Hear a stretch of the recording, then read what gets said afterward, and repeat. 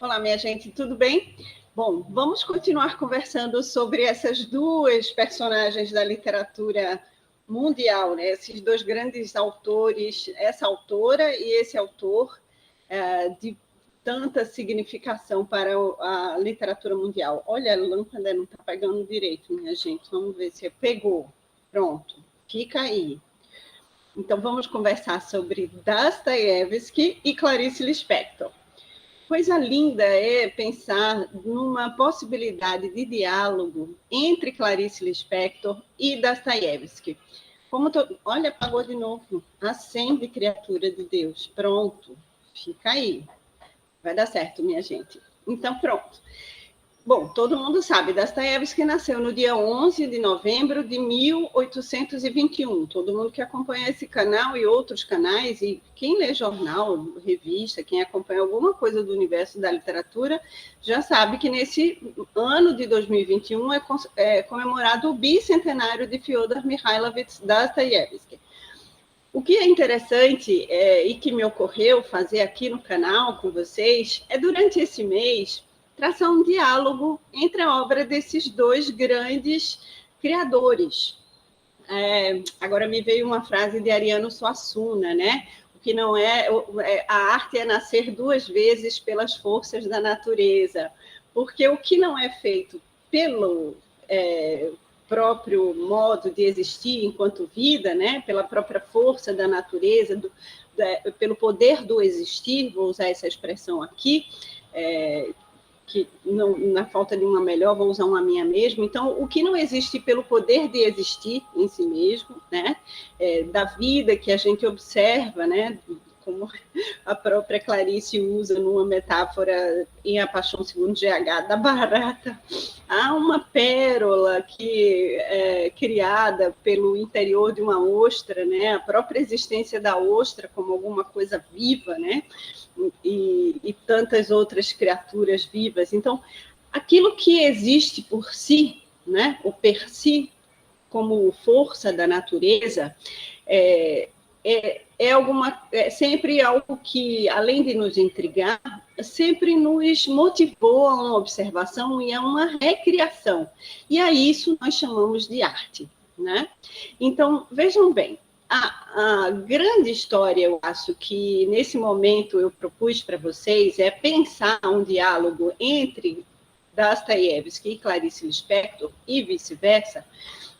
Nesse caso, mais especificamente, entre Clarice Lispector e a obra de Dostoiévski, né, vindo Clarice exatamente quase um século depois, né, ela nasce em 1920, Dostoiévski nasceu em 1821. Então, essa correlação que interessa para nós nesses dias até o início do bicentenário, o primeiro dia do bicentenário de Clarice Lispector, que será lá a partir do dia 11 de dezembro de 2021. Então, nesse momento, eu gostaria de celebrar aqui no canal com vocês essas interseções da obra. Observem que o que eu tenho de leitura mais aprofundada em Dostoiévski é o romance Crime e Castigo. E aqui eu propus já em outros vídeos dialogar sobre A Maçã no Escuro, de Clarice Lispector, tendo como interface Crime e Castigo, do Fyodor Dostoiévski, porque tanto Raskolnikov como Martin são homens que cometeram um crime, né? No caso de Martin, é muito difícil entender exatamente qual é o crime.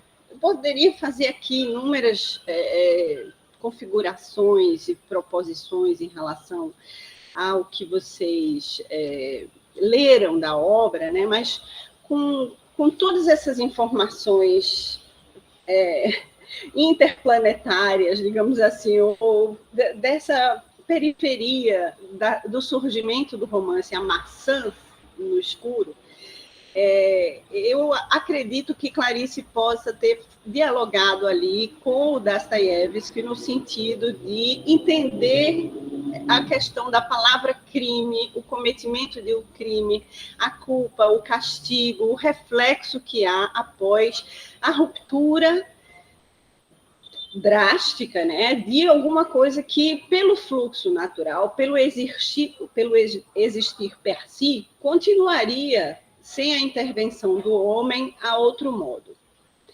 Então, o que acontece no caso de A Maçã no Escuro? É um romance que começou a ser produzido nos anos 50, quando Clarice morava nos Estados Unidos, quando Clarice estava vivendo já um momento de retorno do Brasil. Ela chega a voltar no Brasil, esse período, 1949, nasceu o filho Pedro, numa dificuldade muito grande. Clarice foi obrigada a ficar afastada do filho e internada após o parto, muito doloroso, muito traumático, durante muito tempo. E esse retorno foi alguma coisa muito difícil, de muito estranhamento, porque a família do pai já havia, pela própria necessidade da criança, implementado determinadas rotinas na vida do bebê. Então, essa reaproximação de Clarice ao filho foi alguma coisa muito dolorida, muito traumática, e teria reflexos durante toda a sua vida. Então, como dialogar sobre a possibilidade de um crime cometido neste cenário? Uma outra coisa que é muito potente também na existência criativa de Clarice é o diálogo dela com Lúcio Cardoso.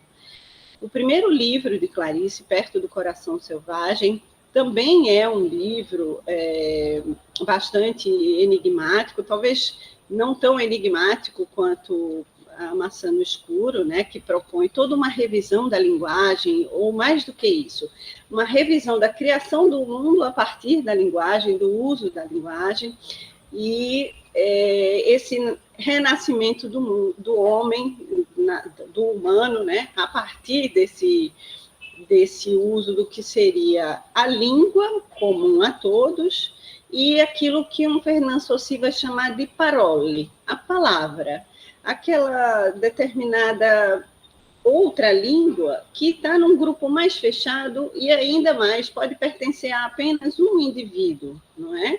Uma língua própria, uma reconstrução do significado, significante da palavra que é usada por todos. Então, o que é interessante observar é que, assim, há várias possibilidades de entender esse crime natural do homem. O crime natural do homem contra as forças da natureza, e que Martin, que vai estagnar nessa palavra, né? O personagem tem uma dificuldade de linguagem. Eu comecei, por exemplo, a Caixa Preta com uma frase de Aristóteles que diz que o homem que tem logos, ele consegue se diferenciar dos animais, e mais do que isso, se diferenciar diante do seu grupo social. Aquele que tem logos, ele tem uma possibilidade de resolução dos problemas que ele experimenta no grupo social onde ele está inserido. Então, a palavra crime é uma palavra que vai ser usada contra o Martin nessa história, e que ele estanca quando descobre essa própria possibilidade de cometimento desse crime, ele estanca nessa palavra, e ele vai tentar compreender o que é essa reconstrução de uma... A gente põe logo a mão na cabeça, né, minha gente? Essa reconstrução de uma possibilidade de mundo que não seja entendendo a palavra ou o ato, né? Essa é uma outra expressão que Clarice vai usar em relação a essa compreensão que o Martin chega do que significa o crime, né? O ato cometido, né?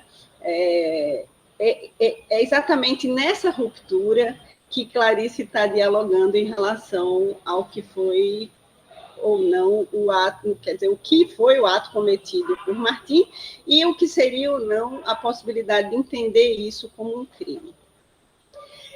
Há uma terceira possibilidade de investigar aqui essa busca de elucidação de um problema que teria motivado, né, que seria aí o leitmotiv desse livro A Maçã no Escuro, de Clarice Lispector.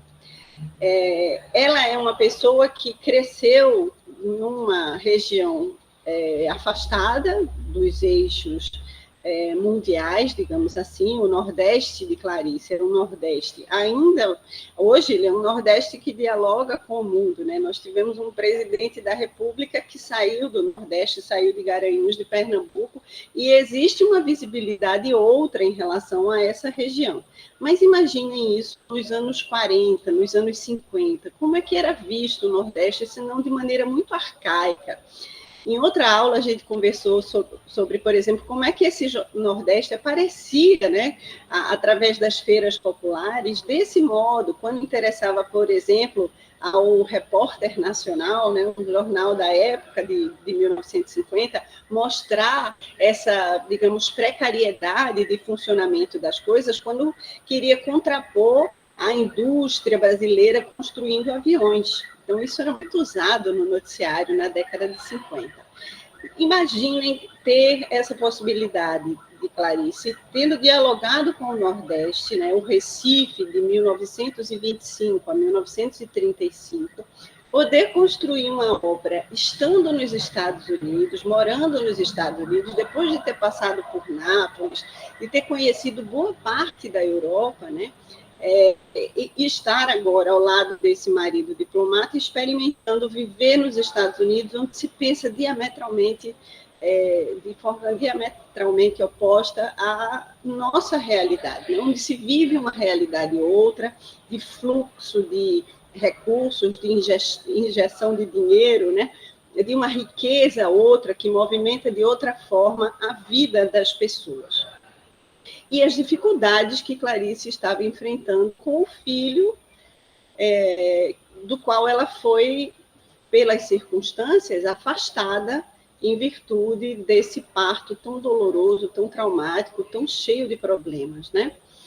E trazendo esse conteúdo dessa região diferente, onde também a sua mãe não se adaptou e adoeceu, já estava doente, já chega ao Brasil doente, com dificuldades de saúde, mas adoeceu potencialmente por ter um passado pesando sobre ela.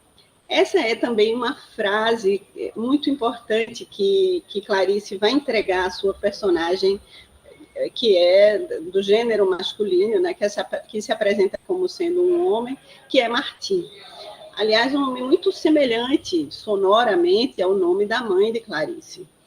E perguntada em entrevistas, né, se ela seria Ermelinda ou Vitória, as outras personagens femininas, Clarice diz: eu me identificava mais com Martim, eu me via mais em Martim. Então, uma outra frase que ela vai dar para Martim é essa possibilidade de... é exatamente essa característica de ser uma personagem que tenta reconstruir essa história a partir do olhar de Vitória. É curioso aqui esse jogo construído por Clarice, porque Vitória é alguém poderosa, é uma mulher poderosa, que, segundo o narrador, parece ter a chave de um passado que na verdade não existe mais, né? Então, de fato, Vitória teria o poder de acessar um determinado passado que ela fará deste passado o seu permanente laço de futuro, né? Porque esse passado ele impera na visão de Vitória como tudo o que ela tem pela frente. E é nesse olhar de Vitória que Martim vai se identificar, vai se reconhecer como alguém que chegou sem linguagem e que agora começa a ter linguagem e que ainda é capaz de estancar em determinadas palavras e reavaliar o significado delas, de crime como um ato. Então, são muitos jogos que são construídos aqui. Uma quarta e última possibilidade é imaginar que o romance Crime e Castigo, muito lido pelos intelectuais, autores, autoras, escritores da época, assim como Clarice Lispector, lhe tenha chegado à mão, ou não tenha chegado à mão, no contexto de estar nos Estados Unidos, e ela se remeter a essa Rússia que havia nela de lembrança, né? A esse passado pela frente, naquele momento em que uma escritora que experimenta tantos deslocamentos e tanta organicidade também poderia ter estancado, né, minha gente? E assim começa o romance A Maçã no Escuro, né? Martim olha para o outro lado da varanda, né? Assim como Clarice, menina, viu aquela Praça Maciel Pinheiro do alto do segundo andar do sobrado 387, e a partir dessa memória, vendo um carro parado, alguma coisa estancada, é que o romance começa a nascer. Então, eu falei aqui das interseções linguísticas, do campo semântico que Clarice escolhe, né, que me remete muito à Ciência Nova de João Batista Vico, mas eu vejo todas essas possibilidades, inclusive de uma outra memória que pode ter motivado esse fluxo de consciência para a criação do livro, que é o amor que ela sentia por Lúcio Cardoso, e tão impossível de se realizar, não é? Que pode ter gerado todo esse diálogo de tentar entender o que seria um crime no caso da natureza do próprio Lúcio Cardoso. É isso. Então, eu espero ter ajudado vocês aqui, trazendo tantas chaves de leitura e dialogar com vocês sobre Fyodor Dostoiévski e Clarice Lispector até o dia 10 de dezembro, a partir dali, falando novamente das minhas leituras da obra de Clarice aqui no canal, para que vocês acessem esses livros e tenham o deleite, a possibilidade, né, de também estar dialogando sobre esses campos e esses universos desses autores tão queridos, tão caros, tão amados por todos nós, tá bom? Então, até a próxima, minha gente. Tchau.